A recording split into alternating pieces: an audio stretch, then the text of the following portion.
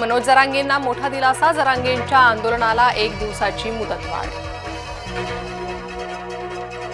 उच्च न्यायालयाच्या निर्देशानुसार प्रशासन कार्य करणार, जरांगेंच्या आंदोलनावर मुख्यमंत्री फडणवीसांची प्रतिक्रिया।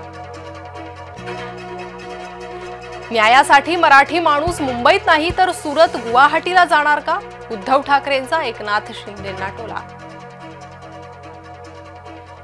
मराठा समाजासाठी शेवटपर्यंत लढणार, आरक्षणाचा गुलाल पडल्याशिवाय हटणार नाही, मनोज जरांगे यांची घोषणा। आंदोलनाला गालबोट लागू देऊ नका, मुंबईकरांना त्रास देऊ नका, जरांगेंचं आंदोलकांना आवाहन। जरांगेंकडून हायकोर्ट आणि जरांगेंच्या अटींचं उल्लंघन, अघटित घटना घडून काहीतरी विपरीत करण्याचा डाव, गुणरत्न सदावर्तेंचा जरांगेंवर गंभीर आरोप। मनोज जरांगेंची मागणी, ओबीसींचं आरक्षण संपवणारी, लक्ष्मण हाकेंचा जरांगेंवर निशाणा, ओबीसीतूनच आरक्षणाची मागणी बेकायदा असल्याचंही विधान। आरक्षणाला धक्का लागला तर ओबीसी रस्त्यावर उतरेल, बबनराव तायवाडेंचा इशारा।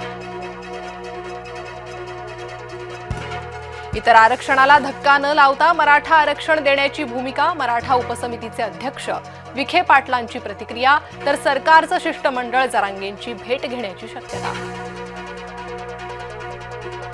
अन्य समाजाचं आरक्षण काढून मराठ्यांना देणं अयोग्य, सरकार सर्व समाजाच्या मागे, महसूल मंत्री चंद्रशेखर बावनकुळेंचं वक्तव्य।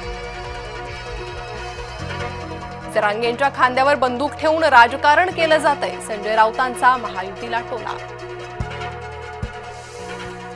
शिंदे समितीनं वेळोवेळी चांगले निर्णय घेतले, शिल्लक बाबी पूर्ण केल्या जातील, दीपक केसरकर यांची माहिती।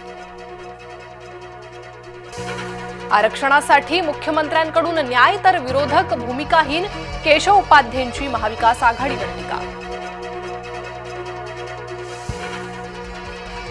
टॅरिफ वॉर सुरू असतानाही राज्यात मोठी गुंतवणूक, 17 करारांच्या माध्यमातून महाराष्ट्रात मोठी गुंतवणूक येणार, मुख्यमंत्री फडणवीसांची माहिती। केंद्रीय गृहमंत्री अमित शहा आज महाराष्ट्र दौऱ्यावर, लालबागच्या राजासह अन्य गणपतींचं दर्शन घेणार। बिहारमध्ये काँग्रेस आणि भाजपामध्ये राडा, दोन्ही पक्षांच्या कार्यकर्त्यांकडून दगडफेक, पंतप्रधान मोदींबद्दल केलेल्या अपशब्दावरून भाजपा आक्रमक।